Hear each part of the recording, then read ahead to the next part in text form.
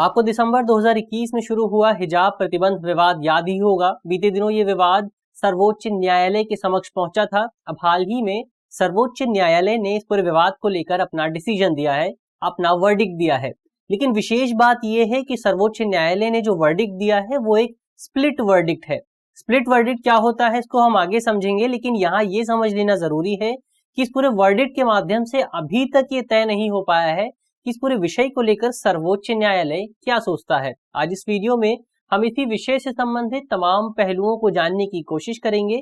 सर्वोच्च न्यायालय ने क्या कहा है ये भी जानेंगे और साथ ही ये भी जानेंगे कि इस पूरे विवाद की पृष्ठभूमि क्या रही है, इसका बैकग्राउंड क्या रहा है। मेरा नाम है अक्षय और आपका स्वागत है दृष्टि IAS की इस नई वीडियो में। वीडियो शुरू करते हैं और सबसे पहले वीडियो की रूपरेखा को समझ लेते हैं, यानी उन बिंदुओं की बात कर लेते हैं जिनके माध्यम से हम अपनी चर्चा को आगे बढ़ाएंगे। तो वीडियो में सबसे पहले हम न्यूज यानी खबर पर बात करेंगे। इसके बाद जानेंगे कि सर्वोच्च न्यायालय ने जो स्प्लिट वर्डिक्ट दिया है उस स्प्लिट वर्डिक्ट का क्या मतलब है। इसके अलावा ये जो कर्नाटक हिजाब प्रतिबंध विवाद है इसके बैकग्राउंड को भी समझने की कोशिश करेंगे, इसकी पृष्ठभूमि पर भी बात करेंगे और साथ ही हम सर्वोच्च न्यायालय के हालिया निर्णय को भी समझने की कोशिश करेंगे और साथ ही ये भी जानेंगे कि इस निर्णय में आखिर धर्मनिरपेक्षता और व्यक्तिगत स्वतंत्रता के बीच लड़ाई की बात क्यों की जा रही है। साथ ही ये भी जानेंगे कि भारतीय संविधान में धार्मिक स्वतंत्रता को लेकर किस तरह की बातें की गई हैं, क्या क्या लिखा गया है। इसके अलावा हम अंत में निष्कर्ष पर भी बात करेंगे और एक प्रश्न पर भी चर्चा करेंगे। प्रश्न मीन्स का है और आप 250 शब्दों में इसे आसानी से लिख सकते हैं। आज का जो पूरा वीडियो है वो सामान्य अध्ययन प्रश्न पत्र 2 से संबंधित है और आप इसे भारतीय राज्य व्यवस्था, भारतीय संविधान और निर्णय एवं मामले जैसे खंडों से जोड़कर देख सकते हैं। चलिए शुरू करते हैं सबसे पहले अपनी वीडियो को और आज की हमारी खबर को देख लेते हैं। आज की हमारी जो खबर है वो इंडियन एक्सप्रेस अखबार से है। हमारी खबर है supreme court split on Karnataka hijab ban against secularism versus matter of choice, यानी सुप्रीम कोर्ट का जो हाल ही में डिसीजन आया है इस पूरे विवाद को लेकर, कर्नाटक हिजाब बैन विवाद को लेकर जो सुप्रीम कोर्ट का निर्णय आया है वो निर्णय स्प्लिट डिसीजन कहा जा रहा है। जो दोनों जज इस पूरे निर्णय में शामिल थे उन दोनों जजों का जो डिसीजन है वो अलग अलग डिसीजन है, इसी वजह से इसे स्प्लिट डिसीजन कहा जा रहा है, स्प्लिट वर्डिक्ट कहा जा रहा है। और इसी स्प्लिट वर्डिक्ट की वजह से ये माना जा रहा है कि सर्वोच्च न्यायालय में एक बार फिर से सेक्युलरिज्म यानी धर्मनिरपेक्षता और व्यक्तिगत स्वतंत्रता के बीच लड़ाई एक बार फिर से शुरू हो गई है। इसी को लेकर इस पूरी खबर में बात की गई है। चलिए आगे बढ़ते हैं, हमने खबर की बात की और आगे बढ़ते हैं और सबसे पहले जान लेते हैं कि आखिर स्प्लिट वर्डिक्ट होता क्या है, यानी इस वर्डिक्ट के बारे में कुछ बातें जान लेते हैं। तो स्प्लिट वर्डिक्ट ऐसी स्थिति को कह सकते हैं जब कोर्ट की बेंच, किसी भी कोर्ट की बेंच, चाहे वो सर्वोच्च न्यायालय हो या चाहे वो हाई कोर्ट हो, जब किसी भी कोर्ट की बेंच बहुमत या फिर सर्वसम्मति से निर्णय नहीं ले पाती है, न तो बहुमत से निर्णय लिया जाता है ना ही सर्वसम्मति से निर्णय लिया जाता है, और ऐसी स्थिति में जो निर्णय होता है वो समान आधार पर विभाजित हो जाता है। अब उदाहरण के लिए किसी कोर्ट की किसी बेंच में 4 जज शामिल थे और 4 जजों में से 2 जज किसी विषय के पक्ष में हैं जबकि 2 जज किसी विषय के विपक्ष में हैं। तो ऐसे में हम कह सकते हैं कि इस पूरी बेंच में जो निर्णय है, जो डिसीजन है वो समान आधार पर विभाजित हो गया है। तो इसी निर्णय को स्प्लिट वर्डिक्ट कहा जाता है। तो इस आधार पर हम कह सकते हैं कि स्प्लिट वर्डिक्ट जो होता है वो हमें तब देखने को मिलता है जब बेंच में जजों की संख्या सम संख्या होती है, इवन नंबर होता है, जैसे 2 है, 4 है, 6 है, 8 है। तो जब जजों की संख्या इवन नंबर में होती है तब हमें स्प्लिट वर्डिक्ट देखने को मिलता है। और इसी तरह की किसी भी स्थिति से बचने के लिए हमेशा से ही किसी भी महत्वपूर्ण मामलों में विषम संख्या में ही बेंच की संख्या निर्धारित की जाती है। जजों की संख्या किसी बेंच में हमेशा ऑड नंबर में ही रहती है, या तो 3 रहेगी, या तो 5 रहेगी, 7 रहेगी, 9 रहेगी, जो महत्वपूर्ण मामले होते हैं। हालांकि कई बार हमें यह भी देखने को मिलता है कि किसी किसी बेंच में जजों की संख्या 2 भी होती है। इस तरह की बेंच को हम डिवीजन बेंच कहते हैं और इस तरह की बेंच मुख्य तौर पर सर्वोच्च न्यायालय या फिर हाई कोर्ट में गठित की जाती है तमाम मामलों को निपटाने के लिए, तमाम मामलों का निपटान करने के लिए। और जब जजों की संख्या 2 होती है तो जाहिर तौर पर ये 2 जजों की संख्या में हमें ऐसी स्थिति भी देखने को मिल सकती है जब दोनों जजों का डिसीजन अलग अलग होता है और इसी डिसीजन की स्थिति को स्प्लिट वर्डिक्ट कहा जाता है। अब यहाँ सवाल उठता है कि आखिर जब कोई कोर्ट स्प्लिट वर्डिक्ट देती है तो उस वर्डिक्ट में अंतिम सुनवाई, अंतिम निर्णय क्या होता है। तो ऐसी स्थिति में जब किसी कोर्ट का डिसीजन स्प्लिट वर्डिक्ट होता है तो मामले की सुनवाई किसी बड़ी बेंच द्वारा की जाती है और ये जो बड़ी बेंच गठित होगी ये ऑड नंबर के साथ ही गठित होगी। इसमें या तो 3, 5, 7 या फिर 9 जज शामिल होंगे, जिसके माध्यम से इस तरह के मामले की सुनवाई आसानी से की जा सकेगी। लेकिन ये जो मौजूदा कर्नाटक हिजाब बैन वाला विवाद है, ये जो पूरा विवाद है, ये विवाद विशेष है क्योंकि इस विवाद में जो डिसीजन लिया जाएगा वो भारत के सीजीआई द्वारा लिया जाएगा, चीफ जस्टिस ऑफ इंडिया द्वारा लिया जाएगा। क्यों लिया जाएगा? क्योंकि भारत के जो सीजीआई होते हैं वो मास्टर ऑफ रोस्टर होते हैं और इसी प्रिविलेज का उपयोग करके, इसी विशेषाधिकार का उपयोग करके इस पूरे विवाद में जो डिसीजन होगा, जो अंतिम निर्णय होगा वो भारत के सीजीआई का होगा। अब आपके मन में प्रश्न उठ रहा होगा कि आखिर मास्टर ऑफ रोस्टर का क्या मतलब है? तो मास्टर ऑफ रोस्टर एक तरह का प्रिविलेज होता है, एक तरह का विशेषाधिकार होता है जिसके माध्यम से भारत के सीजीआई यानी भारत के चीफ जस्टिस ऑफ इंडिया किसी भी मामले की सुनवाई के लिए जो बेंच गठित होती है उन बेंच का गठन कर सकते हैं और ये तय कर सकते हैं कि किसी बेंच में कितने जज शामिल होंगे, कितने जज उस बेंच की सुनवाई करेंगे, किसी मामले की सुनवाई करेंगे। तो इस आधार पर उन्हें मास्टर ऑफ रोस्टर भी कहा जाता है और इसी प्रिविलेज का उपयोग करते हुए भारत के सीजीआई, जो कि मौजूदा समय में यूयू ललित हैं, जो कि जल्द ही रिटायर भी होने वाले हैं, यूयू ललित इस पूरे विवाद में अपना अंतिम निर्णय देंगे और उन्हीं के निर्णय के आधार पर यह तय होगा कि कर्नाटक सरकार द्वारा जो हिजाब पर प्रतिबंध संबंधी आदेश जारी किया गया था वो आदेश वैध था या फिर अवैध था, वो आदेश कितना सही था। इन्हीं के डिसीजन के आधार पर यह तय होगा।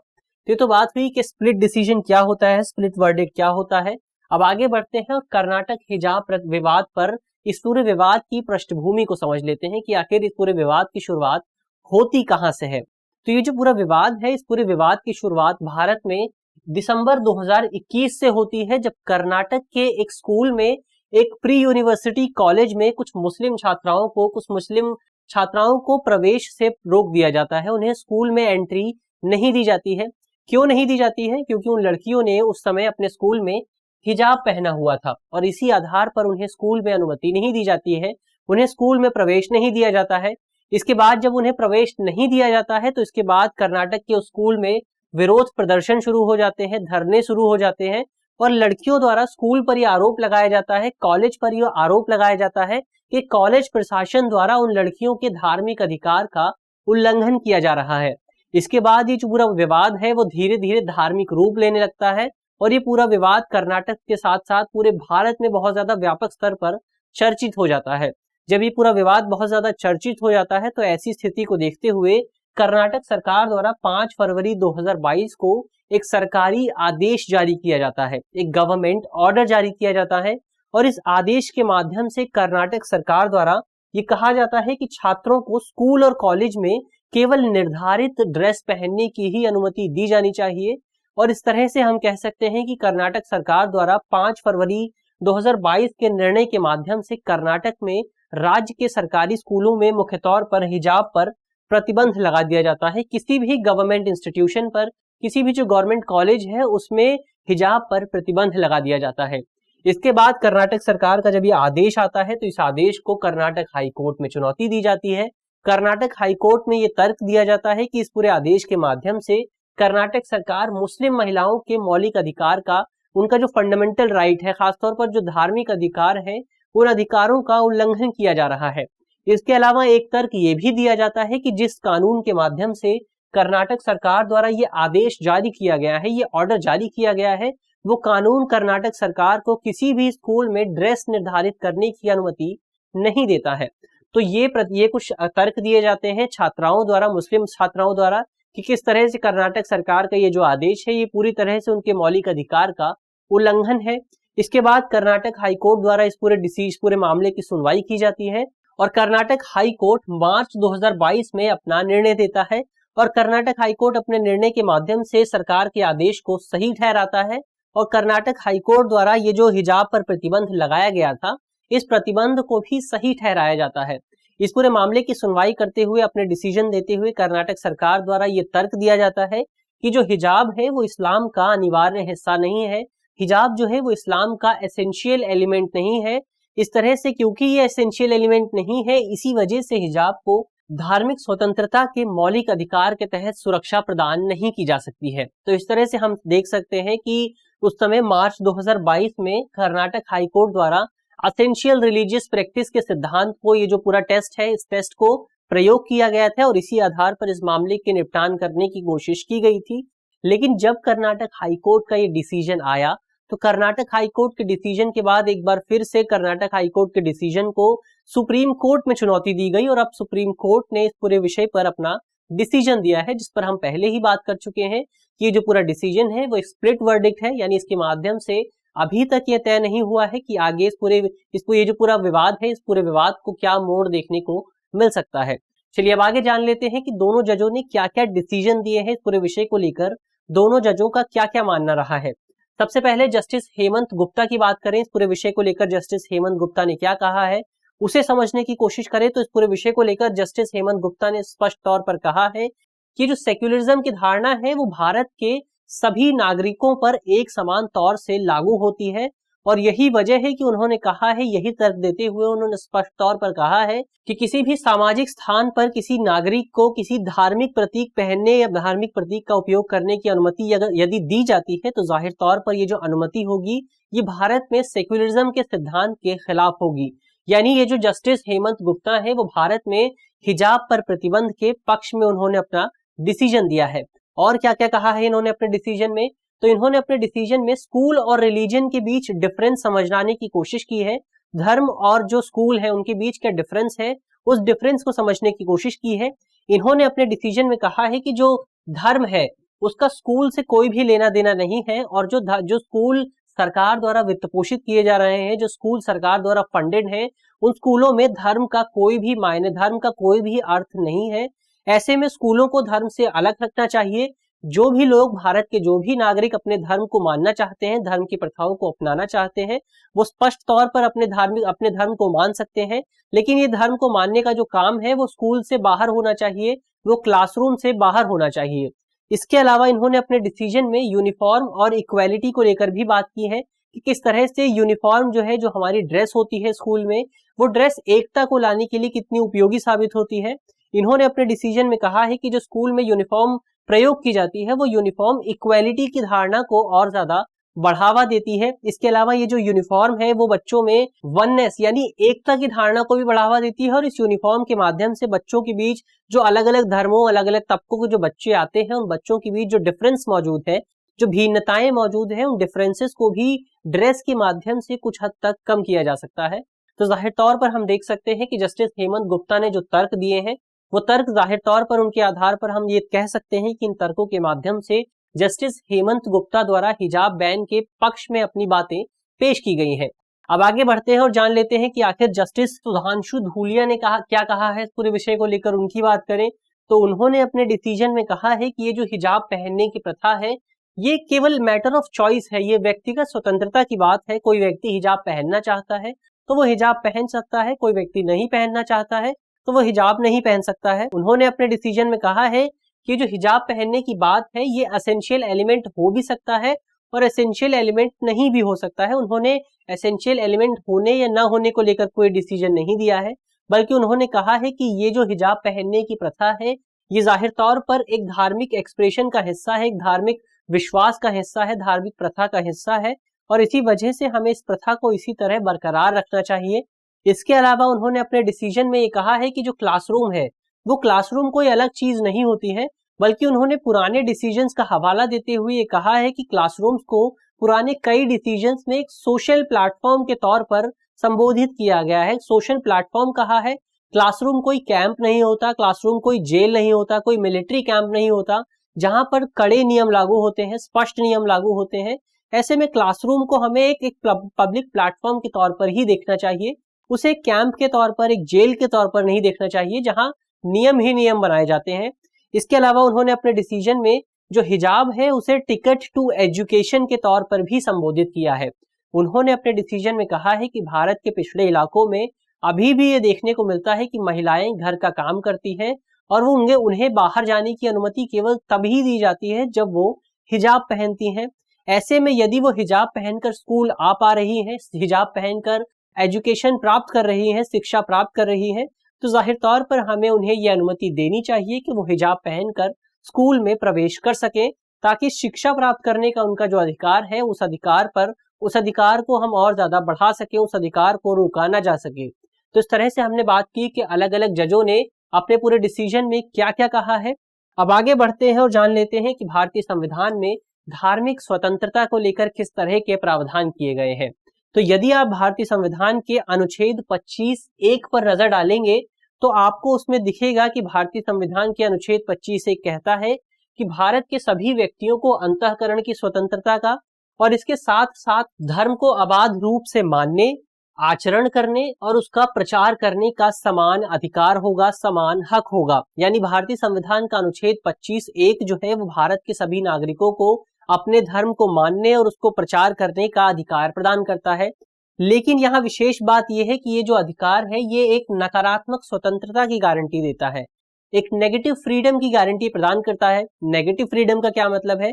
तो नेगेटिव फ्रीडम का अर्थ है कि ये राज्य सुनिश्चित करेगा, इस पूरे अनुच्छेद में कहा गया है कि भारत की जो सरकार है या किसी भी राज्य की जो सरकार है वो राज्य की सरकार ये सुनिश्चित करेगी कि स्वतंत्रता के प्रयोग में, यानी अनुच्छेद 25(1) में जिस फ्रीडम की बात की गई है उस फ्रीडम के प्रयोग में कोई भी हस्तक्षेप ना आए और कोई भी बाधा उत्पन्न ना हो। सभी नागरिक, सभी जो सिटीजन है भारत के, वो आसानी तौर पर, आसान तरीके से अपने इस अधिकार का उपयोग कर सके। लेकिन अब यहाँ समझने वाली बात यह है कि भारतीय संविधान के अनुच्छेद 25(1) में जिस मौलिक अधिकार का उल्लेख किया गया है वो मौलिक अधिकार अन्य मौलिक अधिकारों की तरह ही असीमित नहीं है। वो मौलिक अधिकार भी कुछ सीमाओं में बंधा हुआ है, कुछ प्रतिबंधों में बंधा हुआ है। कौन कौन से है वो प्रतिबंध? तो प्रतिबंध ये है कि भारत सरकार यदि चाहे या इसके अलावा यदि राज्य सरकार चाहे तो सार्वजनिक सुरक्षा, शिष्टता, नैतिकता और राज्य के अन्य हितों को ध्यान में रखते हुए इस तरह के किसी भी अधिकार पर प्रतिबंध लागू कर सकती है, रिस्ट्रिक्शन लागू कर सकती है। लेकिन अब यहाँ सवाल उठता है कि आखिर ये तय किस आधार पर किया जाएगा कि सरकार द्वारा जो प्रतिबंध लागू किए जा रहे हैं वो कितने सही है, या फिर धार्मिक मान्यताओं के आधार पर जिन प्रथाओं को अपनाया जा रहा है वो प्रथाएं कितनी सही हैं। तो इसको तय करने के लिए, इस पूरे विषय पर अपना डिसीजन देने के लिए सर्वोच्च न्यायालय ने साल 1954 में अनिवार्य धार्मिक अभ्यास परीक्षण नाम से एक टेस्ट प्रतिपादित किया था, एक टेस्ट का विकास किया था। और इसी टेस्ट के आधार पर सर्वोच्च न्यायालय द्वारा धर्म संबंधी तमाम निर्णय लिए जाते हैं। अब इस टेस्ट में क्या कहा गया है? तो इस टेस्ट के माध्यम से ये तय किया जाता है सर्वोच्च न्यायालय द्वारा कि किन धार्मिक प्रथाओं को, किन रिलीजियस प्रैक्टिसेस को सर्वोच्च न्यायालय द्वारा संवैधानिक संरक्षण प्रदान किया जा सकता है या फिर किया जाना चाहिए। अब उदाहरण के लिए साल 2004 में सर्वोच्च न्यायालय द्वारा ये डिसीजन दिया गया था कि आनंद मार्ग जो संप्रदाय है, इस संप्रदाय को सार्वजनिक स्थानों पर तांडव नृत्य करने का अधिकार नहीं है, तांडव डांस करने का अधिकार नहीं है, क्योंकि ये जो तांडव डांस है ये आनंद मार्ग संप्रदाय के एसेंशियल रिलीजियस एलिमेंट्स का हिस्सा नहीं है, ये अनिवार्य घटक नहीं है इस संप्रदाय का, इसीलिए इस संप्रदाय को इसका अधिकार नहीं है। तो इस तरह से हम देख सकते हैं कि जो पूरा टेस्ट है ये सर्वोच्च न्यायालय द्वारा धार्मिक मामलों के निपटान के लिए काफी महत्वपूर्ण माना जाता है। लेकिन कई बार कई एक्सपर्ट्स इस पूरे टेस्ट की आलोचना भी करते हैं। कई एक्सपर्ट्स का कहना है कि ये जो पूरा टेस्ट है, इस टेस्ट की वजह से सर्वोच्च न्यायालय कानूनी कामकाज को छोड़कर धार्मिक व्याख्याओं में लग जाता है, थियोलॉजिकल स्टडीज में लग जाता है, जिसकी वजह से इस पूरे टेस्ट की वजह से सर्वोच्च न्यायालय का काम प्रभावित होता है और उसकी छवि भी प्रभावित होती है। चलिए अब अंत में निष्कर्ष की बात कर लेते हैं कि हम इस पूरे विषय पर निष्कर्ष के तौर पर क्या कह सकते हैं। तो हम कह सकते हैं कि बीते दिनों 21वें विधि आयोग ने अपनी रिपोर्ट पेश की थी और 21वें विधि आयोग ने अपनी रिपोर्ट में स्पष्ट तौर पर कहा था कि भारत में एकरूपता लाने का इतना ज्यादा प्रयास भी नहीं होना चाहिए, यूनिफॉर्मिटी यानी सभी लोग एक जैसे हों, इस संबंधी धारणा को लागू करने का इतना ज्यादा प्रयास भी नहीं होना चाहिए कि इस धारणा की वजह से ही, ये पूरी धारणा ही भारत में एकता और अखंडता के लिए खतरा पैदा कर दे, इस पूरी धारणा की वजह से ही भारत की अखंडता पर खतरा पैदा हो जाए। इसके अलावा ये भी ध्यान रखना जरूरी है कि जो भिन्नता होती है, जो डिफरेंसेस होते हैं, वो भिन्नता हमेशा भेदभाव के रूप में, हमें उस भिन्नता को नहीं देखा जाना चाहिए। इसी की वजह से हमें सुनिश्चित करना चाहिए कि बहुसंख्यकों की आवाज में विविधता, डाइवर्सिटी, चाहे वो धार्मिक विविधता हो या फिर क्षेत्रीय विविधता हो, कोई भी विविधता की आवाज धार्मिक जो बहुसंख्यक है या फिर क्षेत्रीय बहुसंख्यक है उनकी आवाज में दब ना जाए। लेकिन यहाँ ये बात भी ध्यान रखनी जरूरी है कि धार्मिक स्वतंत्रता का जो अधिकार है वो असीमित नहीं है, वो इनफाइनाइट नहीं है, वो भी एक विशेष दायरे में बंधा हुआ है, एक विशेष दायरे में वो भी सीमित तौर पर बंधा हुआ है और सरकार को, लोगों को, जो धार्मिक नेता हैं उन धार्मिक नेताओं को उस विशेष दायरे का सम्मान करना चाहिए। जो एक दायरा बनाया गया है भारतीय संविधान में, उस दायरे का सम्मान किया जाना भी जरूरी है। तो ऐसे में अंत में हम कह सकते हैं कि धार्मिक स्वतंत्रता के अधिकार की रक्षा करना जरूरी है। ये जरूरी इसलिए नहीं है क्योंकि धर्म जरूरी है, बल्कि ये जरूरी इसलिए है क्योंकि स्वतंत्रता की रक्षा करनी जरूरी है। चलिए, ये तो बात हुई निष्कर्ष की। अब अंत में एक प्रश्न की बात कर लेते हैं। प्रश्न मेंस का है और आप 250 शब्दों में इसे लिखने की कोशिश कर सकते हैं। आज का हमारा प्रश्न है कि धार्मिक स्वतंत्रता आवश्यक है इसलिए नहीं कि धर्म आवश्यक है, बल्कि इसलिए कि स्वतंत्रता आवश्यक है। उदाहरण सहित कथन की विवेचना कीजिए। आपको इस कथन की विवेचना 250 शब्दों में करनी है। इसके अलावा आप कमेंट बॉक्स में बता सकते हैं कि भारत में जो एसेंशियल रिलीजियस प्रैक्टिस के परीक्षण संबंधी जो सिद्धांत है, वो सिद्धांत किसके द्वारा और कब गठित किया गया था, कब ये सिद्धांत अस्तित्व में आया था और इस सिद्धांत को भारत में कौन लेकर आया था। मुझे आशा है कि इस वीडियो के माध्यम से जिन बिंदुओं पर चर्चा की गई है वो आपको समझ में आएंगे और यदि आपके प्रश्न पत्र में इससे संबंधित कोई भी सवाल आता है तो आप उसे आसानी से हल कर सकेंगे। इस तरह की अन्य वीडियो देखने के लिए आप हमारे चैनल को भी सब्सक्राइब कर सकते हैं। धन्यवाद।